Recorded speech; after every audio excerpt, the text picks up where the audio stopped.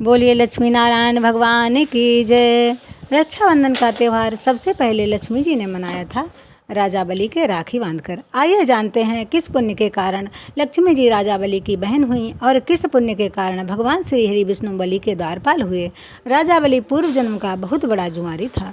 जुआ का पैसा अधर्म का पैसा होता है। अनीति का पैसा जब आता है तब वह बुरे विचार लाता है, बुरे कर्म करवाता है।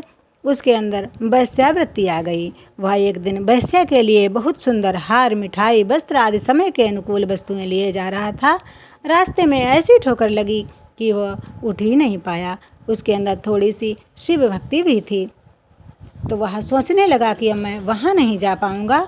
उसने मन ही मन वह सभी वस्तुएं भगवान भोलेनाथ को समर्पित कर दी और वह शांत हो गया।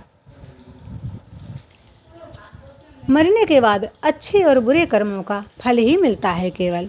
यमदूत उसको धर्मराज के पास ले गए। धर्मराज ने कहा, इसके पाप और पुण्य देखो। तब यमदूतों ने कहा कि इसके केवल 3 घड़ी की पुण्य है, बाकी सब पापी ही हैं। अंतमति सो गति। मरने के समय उसने मानसिक दान किया था। वहाँ सब कर्मों का हिसाब होता है। जब जीवात्मा की इच्छा भी पूछी जाती है वहाँ।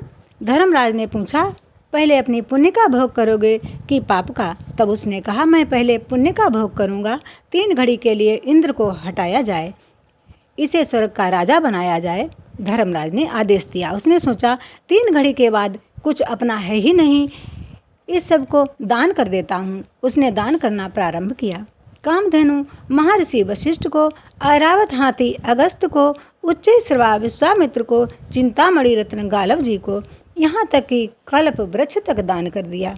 सिंहासन बचा, उस पर तुलसी दल रखकर भगवान विष्णु को समर्पित कर दिया। इतने में 3 घड़ी समाप्त हो गई। इंद्र भी आ गए। इंद्र ने कहा, ये सब क्या किया? हमारी अमरावती खाली कर दी। तब सभी ने इंद्र का ऐश्वर्य इंद्र को वापस किया। पुनः स्वर्ग के राजा हुए। इंद्र भगवान दूसरे जन्म में यही जुआरी राजा बलि हुआ, भक्त प्रहलाद का पौत्र। इसने सिंहासन को, इंद्रासन को प्राप्त करने के लिए 100 यज्ञों का संकल्प लिया। राक्षस कुल का होने के कारण देवताओं ने सोचा कि इसका 100वां यज्ञ पूर्ण नहीं होना चाहिए। भगवान विष्णु से विनती की। भगवान विष्णु वामनावतार में राजा बलि का सब कुछ दान में ले लेते हैं। राजा बलि को भगवान का वामन रूप बहुत अच्छा लगा। उसने भगवान को सुतल लोक का द्वारपाल बना लिया।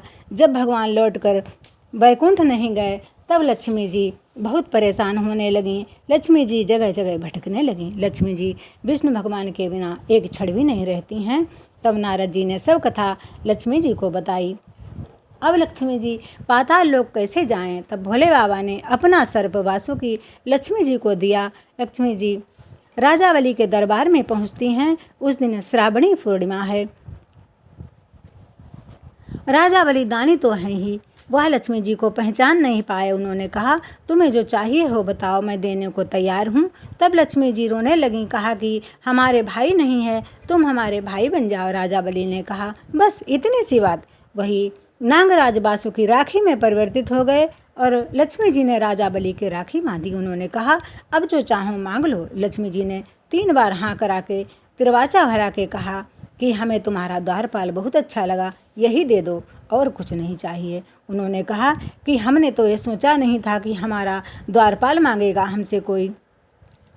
लक्ष्मी जी अपने असली रूप में आ गईं। तब उन्होंने कहा, ठीक है ले जाओ, लेकिन 4 महीना देवसैनी एकादशी से लेकर देवउठनी एकादशी तक हमारे यहाँ सुतल लोक में ही निवास करेंगे। लक्ष्मी जी ने कहा, ठीक है। लक्ष्मी जी बहुत प्रसन्न हुई। लक्ष्मी जी और विष्णु जी पुनः वैकुंठ आ गए। इस कथा को सुनने से दरिद्रता दूर होती है, भगवान विष्णु की कृपा प्राप्त होती है।